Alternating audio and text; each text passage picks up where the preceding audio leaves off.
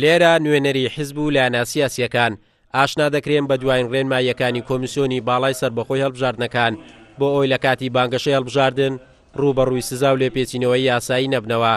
بەڕێوەبەری گشتی کۆمیسیۆنی باڵای سەربەخۆی هەڵبژاردنەکانی عێراق لە هەرێمی کوردستان ڕایدەگەێنێت وەک کۆمیسیۆن ئامادەکاریەکان تەواو کراون و لە 15 ئەم مانگەش بانگەشەی هەڵبژاردن لە هەرێمی کوردستان دەست پێ دەکات. سەبارەت بە بنکەکانی دەنگدان وێزگەی دەنگدان 2563 بنکەی یاخود وێزگەی دەنگدانمانەبێت لە پارێزگای هەولێر 2947 وێزگەی دەنگدانمانەبێت لە پارێزگای سلێمانی و 1664 وێزگەی دەنگدانمانەبێت لە پارێزگای دووەم. ئەمە دوایین ئەو ئامارانن کە ئێمە کۆتاییمان پێهێناوە.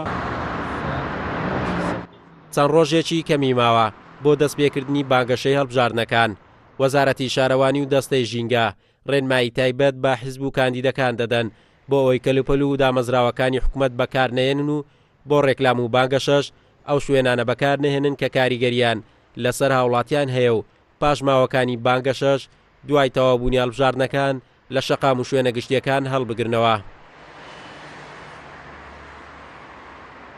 سەرجەم فەرمانگە میریەکان و ناوەندەکانی خوێنی زانکۆ و پەیمانگاکان و شوێنە ئاینیەکان و شوێنەوارەکان و شوێنە کەلتوریەکان قەدەغەیە بۆ هەڵواسینی وێنە و هەموو جۆرە بانگەشەیەک، هەروەها بەکارهێنانی پارک و باخچە و دار و درەختەکان بۆ ڕێکلام لەسەر هەڵواسین قەدەغەیە.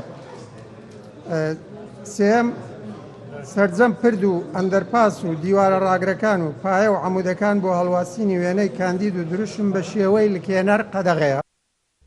لە هەرێمی کوردستان نزیکەی 3,600,000 کەس مافی دەنگدانیان هەیە و تا ئێستا نزیکەی 140 وڵاتیان کارتی دەنگدانیان وەرگرتوتەوە.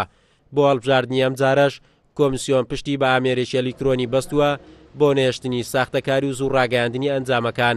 لە ئەمە کاتدا ڕێنمای حیزب و لایەنەکان دەکات دوور بکەونەوە لە تۆمەت و توندتیژی دژ بە یەکتر و هەڵبژاردن بکەن بە مینبەری ئاشتەوایی و پێکەوە ژیان لە هەرێمی کوردستان.